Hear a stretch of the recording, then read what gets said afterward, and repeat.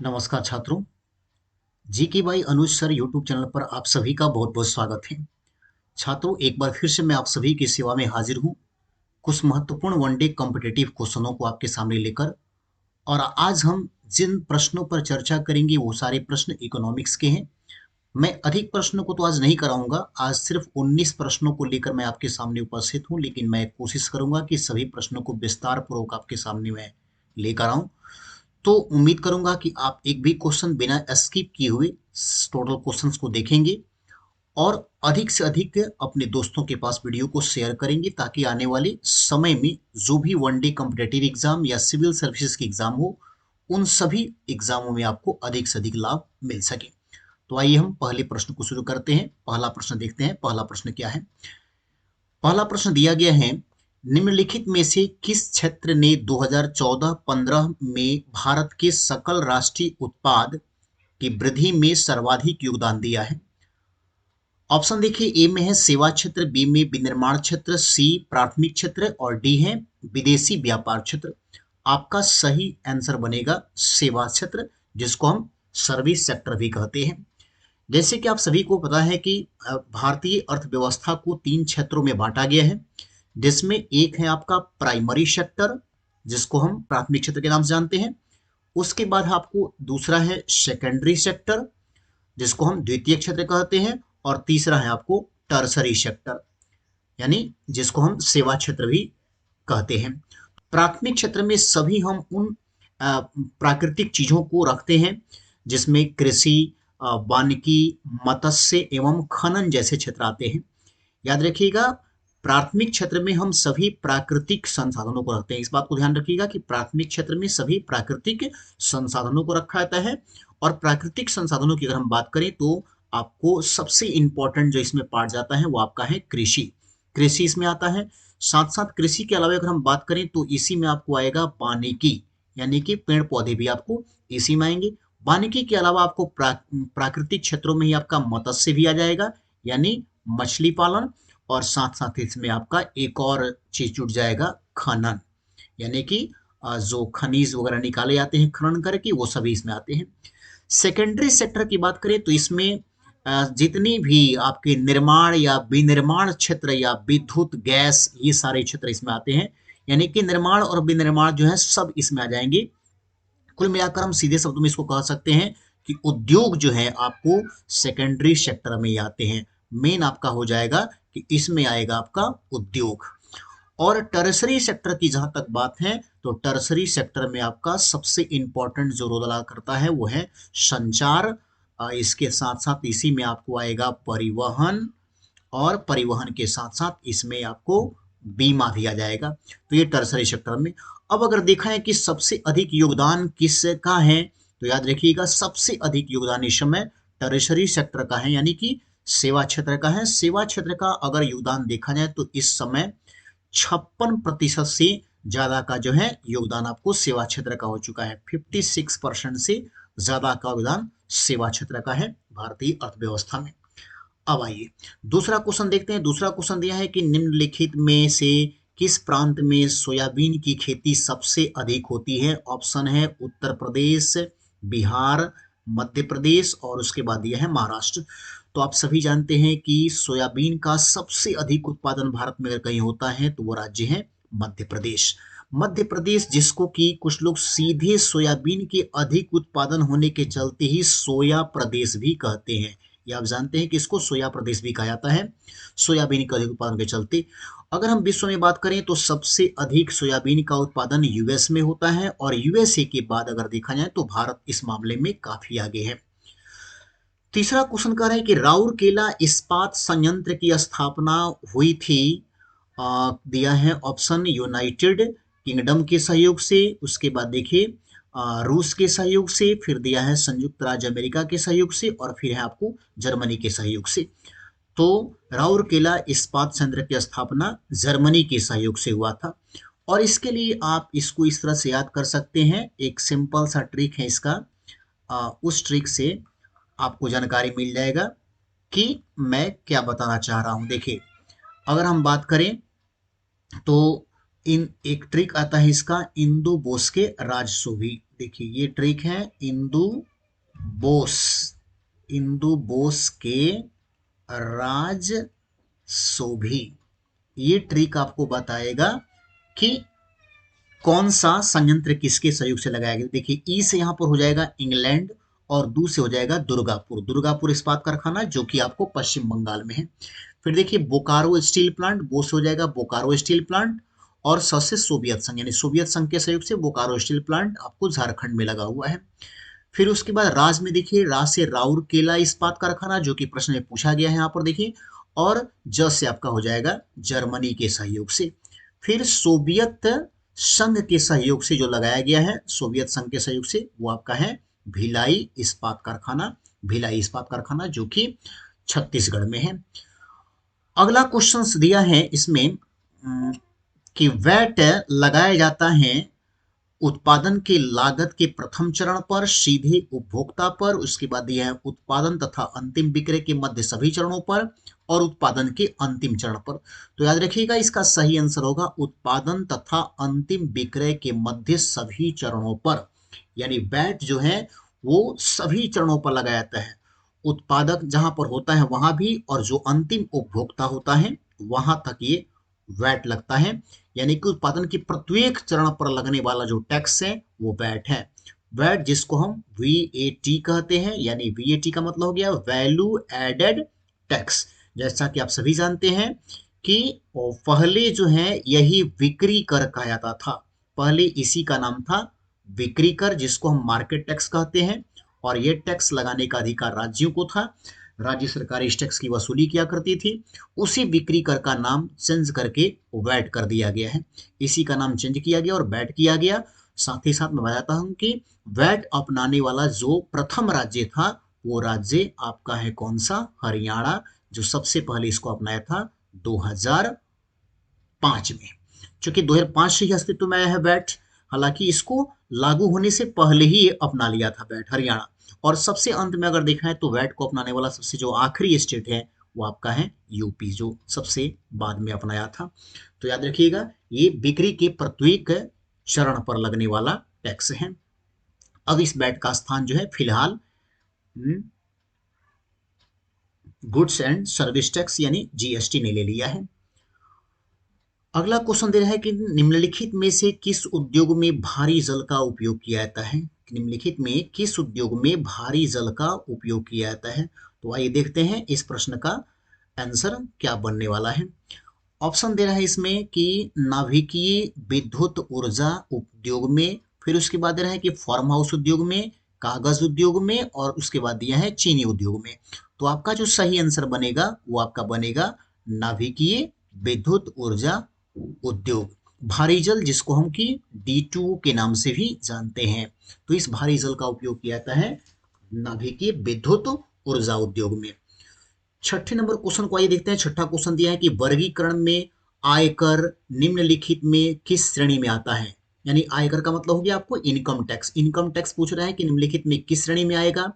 ये प्रत्यक्ष कर है, बी में दिया है अप्रत्यक्ष कर है, सी में दे रहा है ए और बी दोनों ही सही है, यानी कि प्रत्यक्ष कर भी है और अप्रत्यक्ष कर भी है, और डी दे रहा है कि इनमें से कोई नहीं। तो आपका जो सही आंसर बनेगा वो आयकर को लेकर क्या बनेगा, प्रत्यक्ष कर, यानी आपका सही आंसर हो जाएगा इनकम टैक्स प्रत्यक्ष कर में आता है, यानी डायरेक्ट टैक्स में आता है। और वैसे भी डायरेक्ट टैक्स के अगर ट्रिक को याद करना होगा कि भाई डायरेक्ट टैक्स का कोई ट्रिक होता है तो याद रखेंगे इसका एक ट्रिक होता है, बहुत ही फेमस ट्रिक है, और ये ध्यान रखिएगा तो आपको ध्यान रहेगा विप्रो को इन। ये ध्यान रखिएगा तो इससे आपको डायरेक्ट टैक्स के बारे में जानकारी मिल जाएगी। अब देखिए डब्ल्यू सी यहाँ पर, डब्ल्यू सी यहाँ पर जाएगा वेल्थ, वेल्थ यानी कि धन कर, वेल्थ टैक्स यानी धन कर। धन कर जो है ये डायरेक्ट है। प्रो से हो गया प्रॉपर्टी टैक्स यानी कि संपत्ति कर, ये भी डायरेक्ट टैक्स में आता है। सीओ से हो गया कॉर्पोरेट टैक्स, कॉर्पोरेट टैक्स का मतलब हो गया व्यापार कर। और यहाँ इन से यहाँ पर देखिए इनकम टैक्स, यानी यही आपको जो पूछा गया है आयकर। बाकी अगर इनडायरेक्ट का कोई पूछता है कि इनडायरेक्ट का कोई ट्रिक होता है तो इसको आप याद रखिएगा एक्सक्यूज, इसका याद रखिएगा trick excuse me GST, excuse me GST. अगर याद रखेंगे तो इससे इनडायरेक्ट मालूम हो जाएगा कैसे। तो ई एक्स से होता है एक्साइज, एक्साइज टैक्स, इसका मतलब हो गया कि एक्साइज का मतलब हो गया उत्पाद कर। और सी यू से हो जाएगा आपको कस्टम ड्यूटी, कस्टम ड्यूटी का मतलब हो गया सीमा शुल्क। एस ई का मतलब होता है सर्विस टैक्स, सर्विस टैक्स यानी सेवा कर। और एम से यहाँ पर हो जाएगा मार्केट टैक्स, वही मार्केट टैक्स जिसको हम बिक्री कर भी कहते हैं। ई से एंटरटेनमेंट टैक्स, और जो जीएसटी जो प्रभावी हुआ है 1 जुलाई 2017 से, ये भी आपका इनडायरेक्ट टैक्स ही है। तो आप समझ सकते हैं कि आयकर को किस में रखेंगे, तो यहाँ देखिए इन है, इन मतलब किस में है, तो ये डायरेक्ट टैक्स में है, यानी कि ये सभी डायरेक्ट टैक्स में आता है और ये सभी आपको इनडायरेक्ट टैक्स में आता है। उसके बाद यह है 7वां क्वेश्चन कि बैंक में निम्नलिखित में से किस खाते पर ब्याज नहीं दिया जाता है, किस खाते पर कोई ब्याज नहीं मिलता है। ऑप्शन ए दिया है चालू खाता, बचत खाता और जमा खाता और ऋण खाता। तो चालू खाता यानी कि करंट डिपॉजिट पर भी मिलता है, सेविंग डिपॉजिट पर भी मिलता है, जमा खाता जो होता है डिपॉजिट इस पर भी मिलता है, ऋण खाता पर किसी प्रकार का ब्याज नहीं मिलता है। तो आपका सही आंसर बनेगा कौन सा, ऋण खाता, यानी कि डी नंबर ऑप्शन। 8वां क्वेश्चन दे रहा है कि निम्नलिखित में से भारत की सबसे बड़ी ई कॉमर्स कंपनी कौन सी है, ई कॉमर्स यानी व्यापार की सबसे बड़ी कंपनी कौन सी है। ए ऑप्शन है Flipkart, B Jabong, C option है एम जंक्शन और डी है भारती एयरटेल।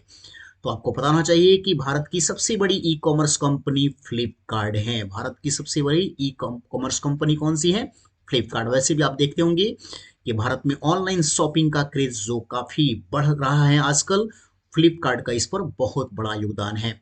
तो भारत की सबसे बड़ी इस समय ई कॉमर्स कंपनी जो है, यानी कि नेट के माध्यम से जो व्यापार होता है, वो सबसे बड़ी कंपनी इसमें बन चुकी है फ्लिपकार्ट। 9वां क्वेश्चन देखिए क्या दिया है, केंद्र सरकार की सब्सिडी को सीधे नगद हस्तांतरण योजना का स्लोगन क्या है, स्लोगन क्या है। यानी कि जो केंद्र सरकार की सब्सिडी को सीधे नगद हस्तांतरण योजना का जो स्लोगन दिया गया है, वो स्लोगन क्या है। ए ऑप्शन दिया है आपका पैसा सीधे अकाउंट में, जी नहीं ये नहीं है। बी दिया है आपका पैसा आपके हाथ, सी में है आपकी सब्सिडी आपके हाथ, और डी है इनमें से कोई नहीं। आपका सही आंसर हो जाएगा आपका पैसा आपके हाथ, ये आपका सही आंसर बनेगा, आपका पैसा आपके हाथ। जैसे कि आप जानते हैं कि भारत में जो सब्सिडी देने की जो बात हुई थी, वो 1 जनवरी 2015 को पूरे देश में लागू किया गया था, और ये डीबीटी के माध्यम से ये कार्य कर रहा है। डीबीटी का मतलब हो गया यहाँ पर डायरेक्ट बेनिफिट ट्रांसफर, यानी आपका सब्सिडी सीधे आपके बैंक के खाते में जाएगा। हालांकि अब इस योजना को जो नया नाम दिया गया है, इस योजना का नया नाम क्या हो गया है, पहल, ये ध्यान रखिएगा, पहल। अगला क्वेश्चन दे रहा है 10वां क्वेश्चन कि Yamuna express way, Yamuna express way कहाँ से कहाँ तक है। तो नोएडा से ग्रेटर नोएडा तक, बी में दिया है ग्रेटर नोएडा से आगरा तक, सी है लखनऊ से आगरा तक, और डी है आगरा से इलाहाबाद तक। तो जैसा कि आप सभी जानते हैं कि यमुना एक्सप्रेस वे ये ग्रेटर नोएडा से आगरा तक है, ग्रेटर नोएडा से आगरा तक है। ये बहुत ही बेहतरीन भारत का एक राष्ट्रीय राजमार्ग है, जिस पर चलने वाले वाहनों की अगर गति देखी जाए, तो जो हल्के वाहन है उनके लिए स्पीड रखा गया है 100 किलोमीटर प्रति घंटा का स्पीड, और जो भारी वाहन है उनका रखा गया है 60 किलोमीटर प्रति घंटा का स्पीड। इससे कम स्पीड में चलने वाली गाड़ियां यमुना एक्सप्रेसवे पर नहीं जा सकती हैं। लेकिन आपको पता है कि अगर हाई स्पीड रहेगा तो निश्चित है कि यहाँ पर दुर्घटना भी काफी अधिक होता है, और सच्चाई भी है कि दुर्घटना काफी होता भी है। लेकिन अगर हम बात करें कि यमुना एक्सप्रेस वे जो भारत का एक प्रमुख राष्ट्रीय राजमार्ग है, वो किसके माध्यम से बनाने की बात हुई थी। तो इसको बनाने की बात सबसे पहले 2001 में किया गया कि भाई इसको बनाया जाए, लेकिन कुछ समय के बाद जब सरकार बदला तो उसके बाद से इसके कार्य पर रोक लगा दिया गया। फिर 2007 में ये कार्य शुरू हुआ, और फाइनली अगर हम बात करें तो ये यमुना एक्सप्रेसवे 2012 में बनकर तैयार हो गया, और उसी समय से ये काम कर रहा है। टोटल अगर दूरी की बात करें तो यमुना एक्सप्रेसवे की टोटल दूरी जो है वो 165.5 किलोमीटर है। इतना किलोमीटर की लंबाई में आपको यमुना एक्सप्रेसवे है। 11वां क्वेश्चन देखिए क्या दिया है कि विश्व में सर्वाधिक दूध का उत्पादन देश कौन सा है, कहाँ पे दूध का उत्पादन सबसे अधिक होता है। ए ऑप्शन है कनाडा, बी ऑप्शन है डेनमार्क, सी है इंग्लैंड और डी है भारत। तो जैसा कि आप सभी जानते हैं कि सबसे अधिक दूध का उत्पादन भारत में ही होता है। दूध उत्पादन में भारत का स्थान पहला है, जबकि यूएसए जो अमेरिका है उसका स्थान आपको सेकंड है, और जो डेनमार्क आपको दिया है इसका स्थान आपको थर्ड है, तीसरे नंबर पर है। वैसे भी आप जानते हैं कि पशुधन के मामले में सबसे अधिक पशु जो है भारत में ही है। अगर हम पशुओं में दुधारू पशुओं की बात करें जिसमें प्रमुख रूप से गाय और भैंस आती हैं, तो इन दोनों पशुओं के बारे में जो जानकारी है उसमें गाय सबसे अधिक जो है अमेरिका में है, जबकि भैंस सबसे अधिक भारत में है। तो गाय के दूध उत्पादन में देखा जाए तो अमेरिका सबसे आगे और भैंस के दूध उत्पादन में भारत सबसे आगे है। लेकिन इन टोटली दोनों ही तरीकों से दूध के उत्पादन की बात की जाए तो भारत सबसे आगे है। और भारत में अगर सबसे अधिक दूध का उत्पादन किस राज्य में होता है तो भारत का वो राज्य उत्तर प्रदेश है। 12वां क्वेश्चन देखिए क्या दिया है भारत के प्रथम परमाणु रिएक्टर का नाम क्या है। अप्सरा, उसके बाद दिया है कामिनी, फिर दिया है रोहिणी और उसके बाद है उर्वशी। तो भारत का प्रथम परमाणु रिएक्टर का जो नाम है वो आपको अप्सरा है। भारत का पहला परमाणु रिएक्टर अप्सरा है। ये ध्यान रखना है आपको कि भारत ने जो पहला परमाणु रिएक्टर लगाया था उसका नाम अप्सरा रखा था। नेक्स्ट क्वेश्चन देखिए क्या दिया गया है, उसके बाद के क्वेश्चन को देखते हैं। अगला दे रहा है कि दृश्य दृश्य निर्यात और दृश्य आयात के मूल्य में अंतर को क्या कहते हैं। दृश्य निर्यात यानी जो निर्यात होता है और जो आयात होता है उसके मूल्य के अंतर को क्या कहते हैं। तो उसके मूल्य के अंतर को ऑप्शन दिया है व्यापार शेष, सी में दिया है लेखा शेष, सी में दिया है वस्तु लेख और भुगतान लेख दिया गया है। तो आपका सही आंसर बनेगा व्यापार शेष। व्यापार शेष, निर्यात और दृश्य आयात के मूल्य के अंतर को व्यापार शेष कहा जाता है। 14 नंबर क्वेश्चंस को आइए देखते हैं। दिया है कि भारत के किस राज्य में उसके क्षेत्र का अधिकतम प्रतिशत क्षेत्र वनाच्छादित है। यानी कि भारत के किस राज्य में उसके क्षेत्र का अधिकतम प्रतिशत में पूछा गया है कि प्रतिशत क्षेत्र वनाच्छादित है। ऑप्शन है ए अरुणाचल प्रदेश, बी मेघालय, सी मिजोरम और डी है नागालैंड। आपका सही जो आंसर बनेगा वो बनेगा मिजोरम। वन प्रतिशत के मामले में इस समय सबसे जो आगे राज्य है वो मिजोरम है। जबकि वन क्षेत्र की अगर बात की जाए तो वन क्षेत्र के मामले में सबसे आगे है मध्य प्रदेश। तो वन क्षेत्र में मध्य प्रदेश, लेकिन वन प्रतिशत के मामले में सबसे अधिक आगे है मिजोरम। जैसा कि आप सभी को पता है कि भारत में हर 2 साल पर वन सर्वेक्षण रिपोर्ट जारी किया जाता है और वन सर्वेक्षण रिपोर्ट को पहली बार 1987 में जारी किया गया था। 2021 तक का वन सर्वेक्षण रिपोर्ट आ गया है जो कि 17वां वन सर्वेक्षण रिपोर्ट है और इसमें क्लियर किया गया है कि भारत में वनों का परसेंटेज जो है वो कितना है टोटल, तो 24.71% है। हालांकि अगर हम बात करें तो भारत में पर्यावरण के दृष्टिकोण से 33% भाग पर वन होना जरूरी है। लेकिन जो रिकॉर्ड है उससे ये क्लियर हो गया है कि भारत के टोटल 17 ऐसे राज्य हैं जो कि 33% से अधिक वन अपने क्षेत्र पर रखे हैं। तो वन के मामले में अगर देखा जाए तो नया जो रिपोर्ट है उसमें एमपी सबसे आगे है वन क्षेत्र के मामले में, और परसेंटेज के मामले में मिजोरम, जहां पर 1% 86% से भी ऊपर है। 15 नंबर क्वेश्चन दिया है कि 2011 की जनगणना के अनुसार भारत का सर्वाधिक साक्षर जिला कौन है। साक्षर जिले की बात हो रही है। ए गौतम बुद्ध नगर, बी इंदौर, सी बेंगलुरु, डी एर्नाकुलम। तो आपको मालूम होना चाहिए कि भारत का पहला साक्षर जो जिला बना था वो एर्नाकुलम बना था और ये 1991 में ही घोषित किया गया था भारत का पहला साक्षर जिला, जिसको घोषित किए थे उस समय के तत्कालीन प्रधानमंत्री वीपी सिंह, विश्वनाथ प्रताप सिंह के द्वारा ये घोषित किया गया था कि भारत का पहला पूर्ण साक्षर जिला एर्नाकुलम है। और ऐसा कि आप सभी को पता भी है कि भारत का सबसे साक्षर अगर राज्य भी पूछेगा तो राज्य साक्षर में सबसे आगे है इस समय कौन, केरल। सबसे आगे कौन सा राज्य है, केरल। जबकि सबसे पीछे अगर बात करें कि निरक्षरता में सबसे आगे कौन है, बिहार।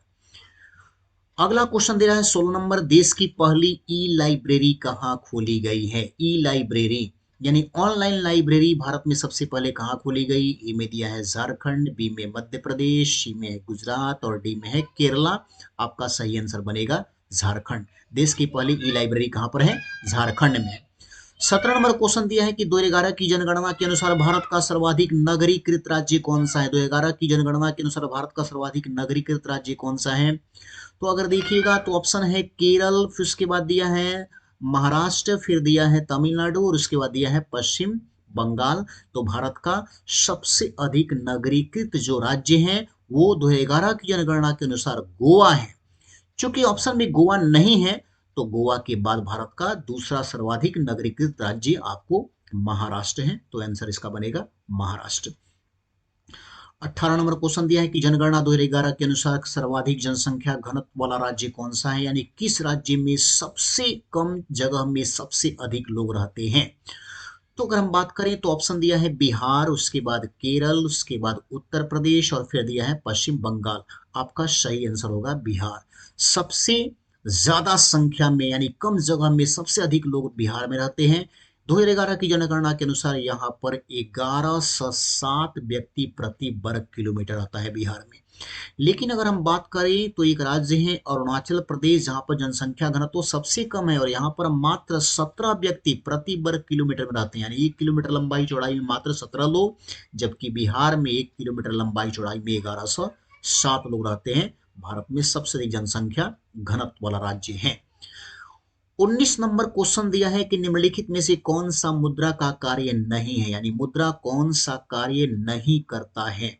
ए दिया है मूल्य का मापन, बी है मूल्य का हस्तांतरण, सी दिया है मूल्य का संचय और डी है मूल्य का स्थिरीकरण। तो मूल्य का मापन करता है क्योंकि आपको पता है कि एक सही मुद्रा का मूल्य सभी जगह एक समान होता है, तो ये कार्य होता है। मूल्य का हस्तांतरण यानी कि मुद्रा एक स्थान से दूसरे स्थान भी जाता है, बिल्कुल ये भी सही है। मूल्य का संचय यानी हम चाहें तो मुद्रा को स्टोर भी कर सकते हैं। मूल्य का स्थिरीकरण इसका मतलब हो गया कि मूल्य जो है एक जगह स्थिर रह सकता है। जी नहीं, ये बिल्कुल नहीं हो पाएगा। तो यही आपका आंसर बनेगा, यही मुद्रा का कार्य नहीं है। तो ये आपके रहे 19 प्रश्न। मैं उम्मीद करता हूं कि आपको निश्चित रूप से समझ में आया होगा। अगर प्रश्न अच्छा लगा हो तो निश्चित रूप से आप जो है क्वेश्चन को अधिक से अधिक जो है शेयर करने का प्रयास करेंगे। और अगर आप चैनल पे नए हैं तो मैं चाहूंगा कि पहले आप मेरे YouTube चैनल को निश्चित रूप से सब्सक्राइब कर लें। धन्यवाद।